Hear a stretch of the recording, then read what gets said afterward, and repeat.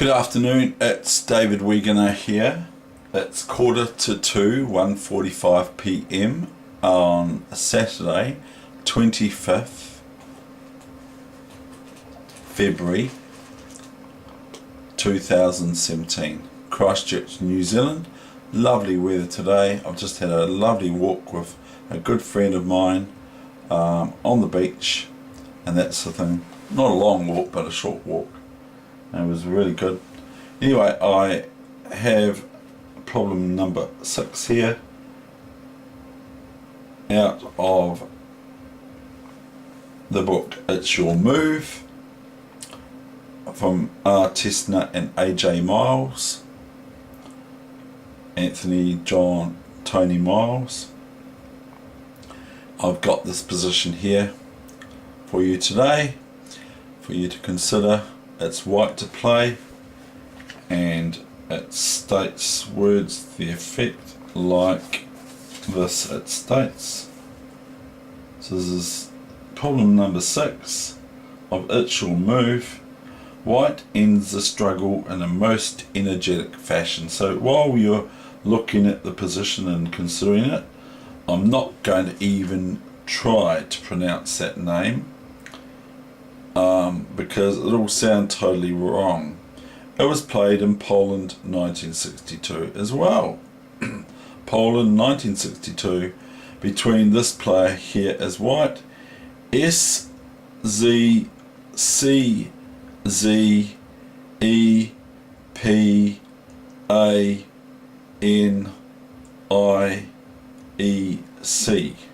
White was that name.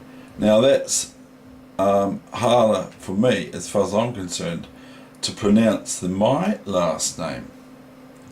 So I'm not even going to go there. I'm sorry.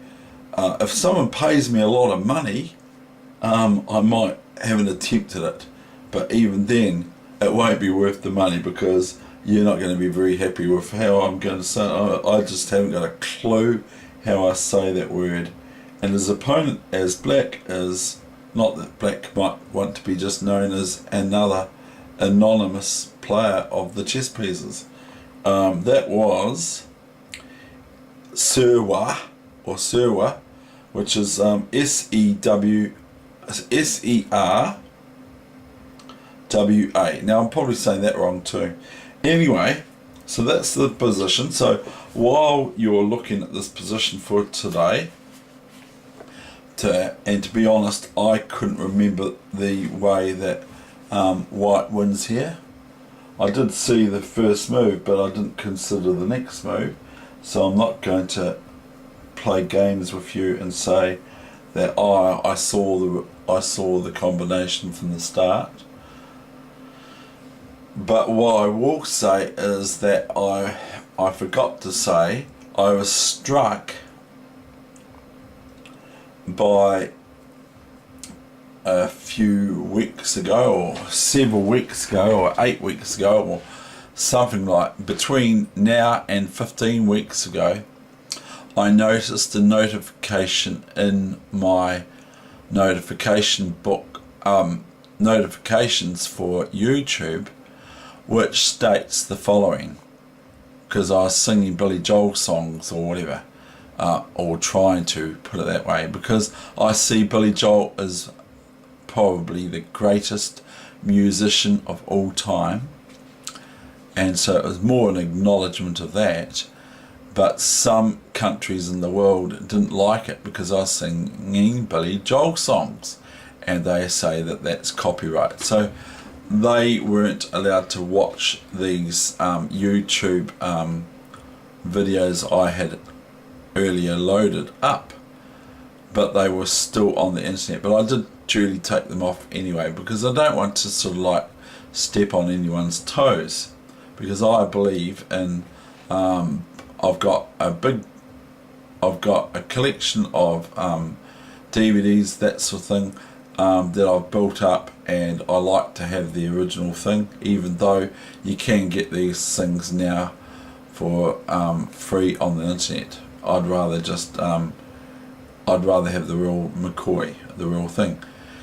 So, and the other thing is I'd like to mention is that I found out yesterday at the library that I have actually got a YouTube channel, or whatever you want to call it, an address, and that is simply David Weegenaar. My last name and first name, David Weegenaar, is the name of my channel. So that's D-A-V-I-D, of course, but some people don't know how to spell David. It's D-A-V-I-D, and then the next part for looking for my channel is Weegenaar, W-E-E-G-E-N-A-A-R. Now I'm thinking of putting that on a t-shirt, writing on it, the name's Weegenaar. Yeah, so it's obviously spelt. Now try detrimental to the health to try and spell it, but it's obviously written on the t-shirt, my how to spell the name Weegenaar. So anyway, that's what I'm contemplating making. But the one I like a lot, the one I really like is the t-shirt that reads, how's it go now? What does it say? And then I'm going to get on with the problem. The t-shirt that reads, I am optimistic. That's why I give t-shirts away for free. Now that's one thing I'm doing round about the place. I'm giving t-shirts to all sorts of people for free. So the t-shirt reads, I'm optimistic. That's why, that's my creation. I might have read it somewhere else, but I don't think so. I'm optimistic. That's why I give t-shirts away for free, or clothing for free. It's too small for me. Okay, so, or words to that effect. So I'm optimistic. That's why I give the clothing away for free, t-shirts away for free. They're all too small for me, because I've got a wee bit of a waistline sort of thing. Okay, now so I'm just going to show you this one because I've talked enough already. Knight takes pawn, king takes, rook takes, queen takes, king back here, queen takes, rook. Now we reach the position I haven't looked at in my head yet for number 6. So it's knight h7, knight takes h7, king h7, rook f7 check, rook f7, queen takes g6 check, king h8, queen takes rook. Now this is actually kind of, for some, for me anyway, the starting position. Now the first move that's threatened here is this annoying check, and white has also this move as a candidate too, or even maybe here and here and here, which they can't do, or here and here, which they can't do because black's got moves. So we reached, for me at least, a kind of a starting position. Because once you've done all these basic sort of sacrifices, white's given up a whole night to get to this position where they've got some reasonable compensation. They've got 5 pawns and black's got 3. So they've actually won 3 pawns. So there must have been at the onset a pawn down sort of thing. Now let's say black now goes queen to knight 1, and I've seen it of course, because you can see this yourself. Then we've got queen to rook 5, or queen h5 check. Now obviously queen can't go there because it's queen takes queen or bishop takes queen, depending on what you want to play. Well, queen h7 is checkmate if queen h7. So then you've got king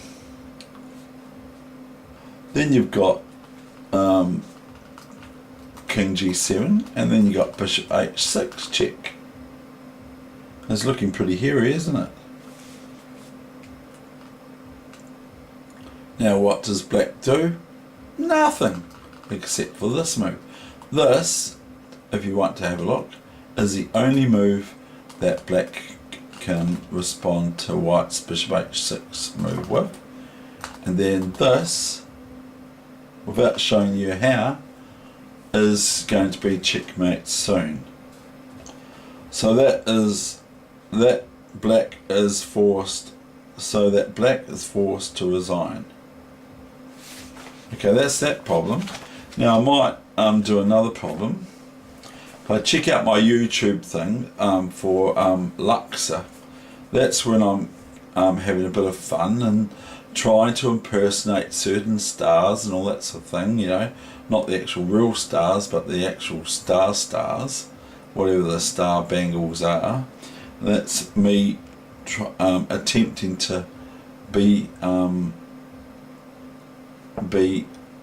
sounding like I'm Rowan Atkinson or something like that as Mr. Bean. There's also a New Zealander that I like to try and impersonate, and I'll do it for you, what the heck. It's Sam Hunt, and for New Zealanders I don't have to tell them who it is. It's, I don't know how many roads I've travelled down to get to this place called Christchurch Town.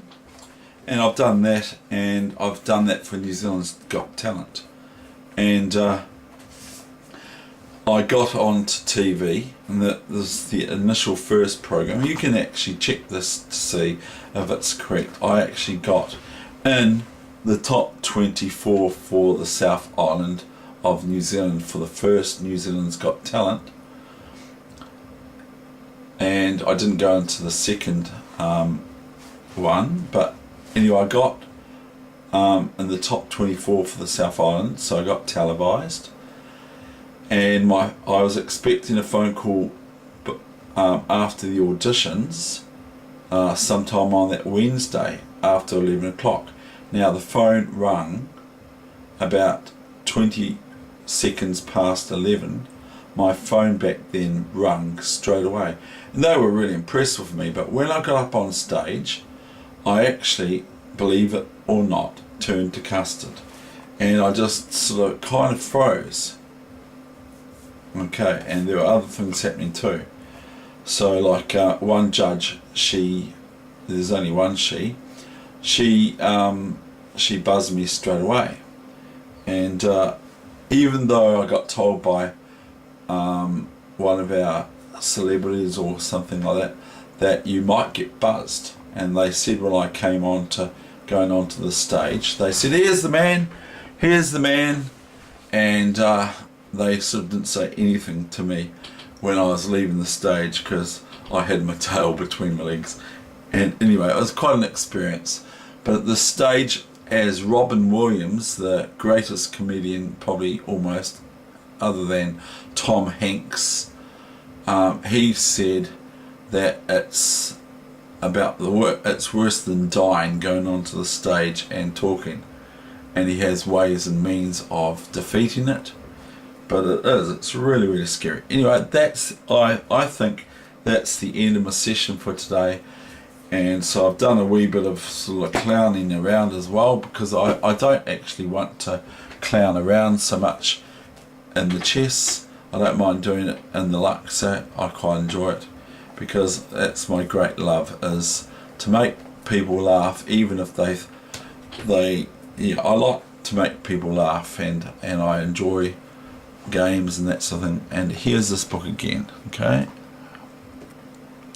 This is It's Your Move. That's faded from view, and so I've had that for a long time. It's probably one of the first chess books I bought,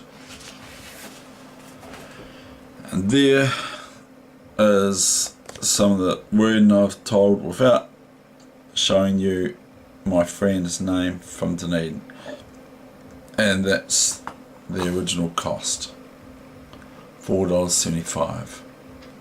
Thank you very much. I hope everyone is enjoying my lessons, and I like them to be a bit short too, so that's cool. But I'm quite happy to I love to have new subscribers, so I welcome new subscribers, and if you've got any comments, I welcome them as well. Okay, thank you very much. Bye bye. David Weegenaar from Christchurch, New Zealand, signing out. Bye.